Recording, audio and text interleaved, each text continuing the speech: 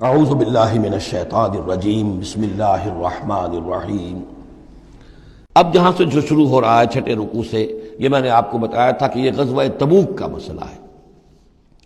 اس کا پس منظر بھی بیان کر چکا ہوں۔ سن 6 میں صلح حدیبیہ ہوئی۔ حضور صلی اللہ علیہ وسلم نے اس کے بعد آپ اپنے پیغامبر، ایلچی، اپنے خطوط، نامہ مبارک بھیجے۔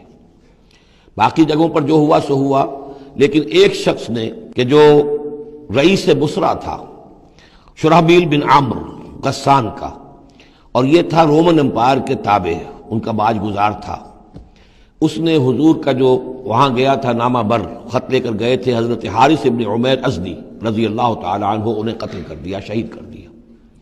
سفیر کا قتل جو ہے وہ گویا کہ اعلان جنگ ہوتا ہے، لہذا حضور نے ایک لشکر تیار کیا، 3000 مسلمانوں کو جمع کیا، حضرت زید ابن حارثہ کو ان کے اوپر امیر بنایا اور لشکر بھیجا موتا کی طرف۔ یہ جنگ موتا ہوئی ہے سن 8 میں، جمادی الاولیٰ سن 8 میں جنگ موتا ہوئی ہے۔ اس میں ہوا یہ کہ وہاں سے رومیوں کا لشکر آ گیا 1 لاکھ کا، اور مسئلہ یہ پیدا ہوا کہ اب ہمیں مقابلہ کرنا چاہیے یا نہیں۔ لیکن مسلمانوں نے کہا کہ ہم تو شہادت کے شائق ہیں، شہادت ہے مطلوب و مقصود مومن، نہ مال غنیمت نہ کشور کشائی۔ تو جنگ ہوئی، نتیجہ یہ ہوا کہ حضرت زید بن حارثہ بھی شہید ہوئے۔ پھر حضور نے پہلے ہی بتا دیا تھا کہ اگر وہ شہید ہو جائیں تو پھر جعفر ابن ابی طالب جو حضور کے چچا داد بھائی تھے، حضرت جعفر طیار، پھر وہ ہوں گے کمانڈر، انہوں نے چارج لیا، وہ بھی شہید ہو گئے۔ ان کے بعد حضور نے فرمایا تھا کہ عبداللہ ابن رواحہ انصاری ہوں گے، انہوں نے چارج سنبھالا، وہ بھی شہید ہو گئے۔ پھر آخر کار حضرت خالد ابن ولید نے خود اپنے ہاتھ میں کمان سنبھالی اور کسی طریقے سے وہ اپنے اس لشکر کو بچا کر لے آئے۔ تو یہ صورتحال ہوئی جنگ موتا کی۔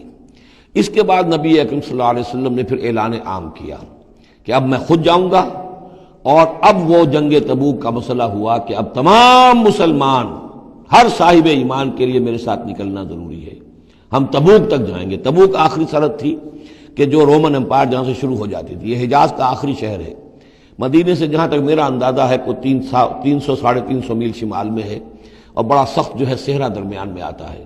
شدید گرمی کا موسم تھا، شدید گرمی کا موسم، تب طویل سفر۔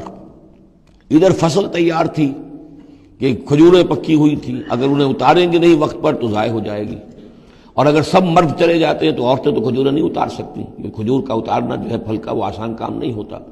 یہ سارے ایسے امتحانات جمع ہو گئے کہ اس کے لیے اہل ایمان کا بھی آخری امتحان ہو گیا، جس کے نتیجے میں جو منافقین تھے ان کا گویا کہ تش تش بام ہو گیا، ان کا معاملہ، ان کی کمزوریاں، ان کی خباثتیں کھل کر سامنے آ گئی۔ تو یہ یوں سمجھیے کہ یہ 11 رکوع منافقین کے موضوع پر قرآن مجید کا آخری مقام اور ذروہ سنام ہے۔ جیسے کہ اس سے پہلے سورہ نساء کے اندر بہت بڑا حصہ جو ہے، تقریباً نصف سورت جو ہے وہ متعلق تھی منافقین سے ہی۔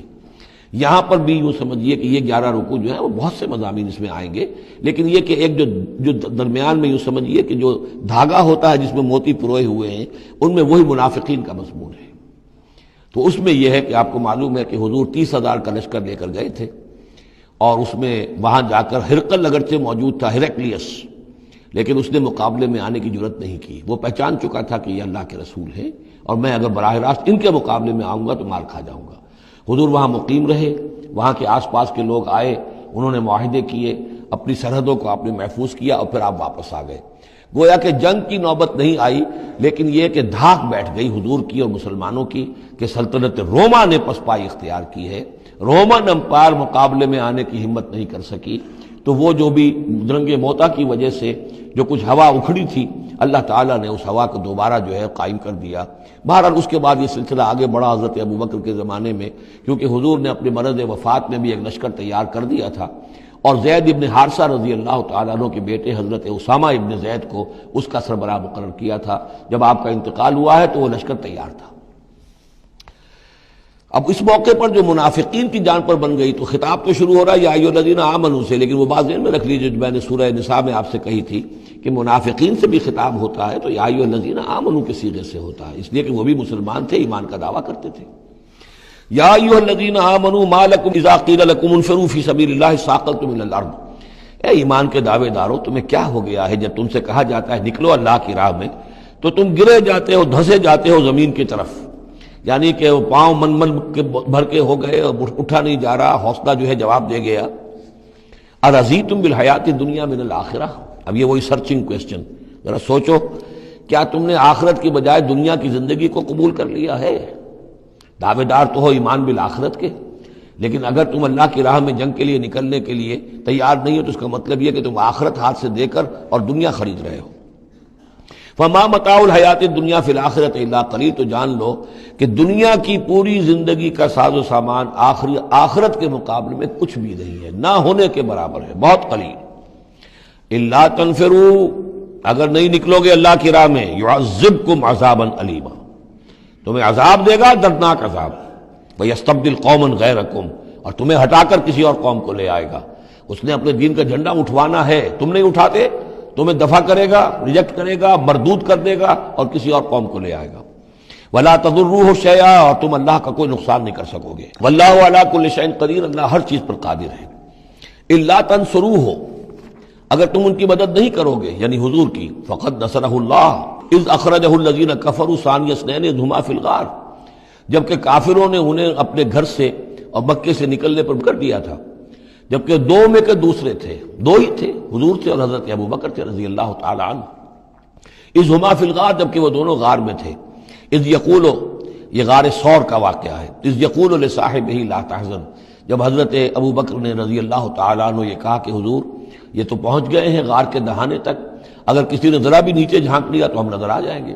تو حضور نے فرمایا لا تحزن، فکر نہ کرو، ان اللہ معنا، اللہ ہمارے ساتھ ہے۔ فانزل اللہ سکینتہ علیہ، تو اللہ تعالیٰ نے تسکین اور سکون نازل کر دیا ان پر۔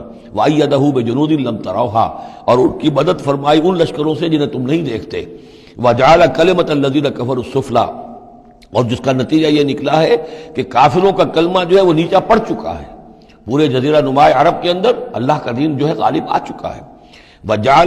جعل کلمۃ الذین کفروا السفلی، اللہ نے بنا دیا ہے کافروں کی بات کو سب سے نیچے۔ وَكَلِمَةُ اللَّهِ هِيَ الْعُلْيَا، اور اللہ کا کلمہ تو سب سے اونچا ہے ہی۔ وَاللَّهُ عَزِيزٌ حَكِيمٌ، اللہ تعالیٰ زبردست ہے، حکمت والا۔